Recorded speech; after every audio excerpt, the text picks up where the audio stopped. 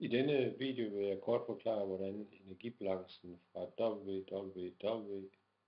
www.sundevalg.dk virker.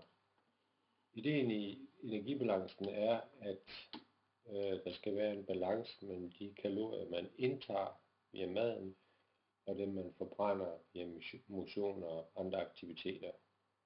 Det er helt afgørende for at kontrollere vægten. Hvis man indtager mere, end man forbrænder, så tager man på. Hvis man forbrænder mere, end man indtager, så taber man sig. Så derfor er ideen, at man holder regnskab med indtag og forbrænding hver eneste dag, eller i hvert fald i en periode, for at få fornemmelse af det. Og vi kan se her, at forbrændingen her er angivet ved det røde felt, og i det her regnskab er altså blevet forbrændt 2.657 kilokalorier. Og indtaget er beskrevet via de blå felter hernede, og det er opdelt efter morgenmad, frokost, middag og så forskellige former for snacks. Hvis jeg i sådan et system vil tilføje for eksempel noget mere mad, jeg kommer til at tænke på, at jeg også spiste en banan til morgenmad, så sker det ved at jeg trykker på det plus her, og så dukker der et sådan pop-up frem her, hvor jeg så kan tilføje en fødevare.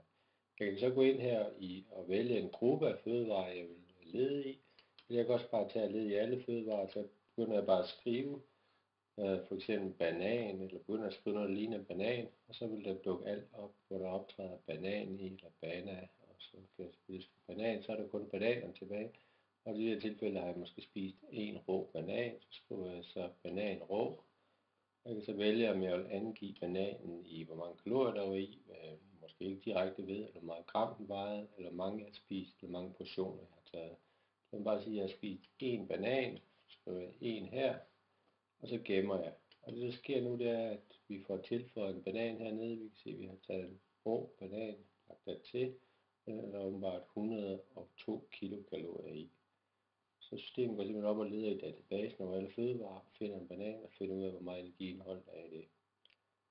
På tilsvarende måde kan man tilføje til de andre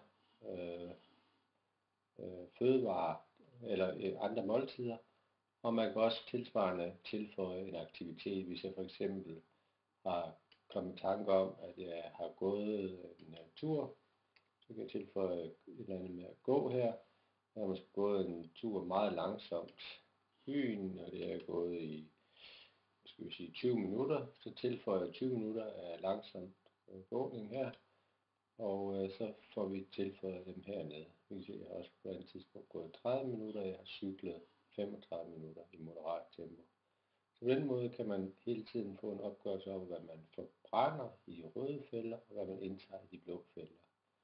Og der summeres så op på det i den gule linje heroppe, hvor der står, hvor meget man stadigvæk kan spise. Dermed skal der stå, hvor meget kan man stadigvæk spise, før man begynder at tage på den pågældende dag. Hvis man så har allerede indtaget for meget, så står der, hvor meget anbefaling til, hvor meget mere man skal motionere. Herovre i højre side har vi nogle forskellige valgmuligheder. Vi kan vælge en anden dato, og dermed se, hvad vi har indtaget i andre datoer. Man kan se hernede en fordeling af maden på kulhydrat, protein og fedt, hvor de brune søjler er de anbefalede andele af maden, og hvor de grønne søjler er den aktuelle sammensætning af denne dags mad. Og det vi kan se her i mit tilfælde for eksempel er, at jeg har indtaget for mange kulhydrater og for få proteiner. Fedtniveauet ligger nogenlunde inden for, hvad der er acceptabelt. Hernede for neden kan vi se, at vi har en vægtgraf. Den aktuelle vægt er i mit tilfælde 82 kilo, og det er den brune linje her. Den grønne er, hvordan vægten vil udvikle sig over de næste 12 uger, under forudsætning af, at det opretholder den energibalance, det her energiunderskud i det her tilfælde på 425 kalorier, og det svarer meget godt til, at vi kan se, at taber cirka 6 kilo her på 12 uger, fordi man skal have cirka energiunderskud på 500 kilokalorier om dagen, for at tabe et halvt kilo om ugen. På den måde giver energibalancen et rigtig godt redskab til at holde øje med balancen mellem det, man indtager og det, man forbrænder.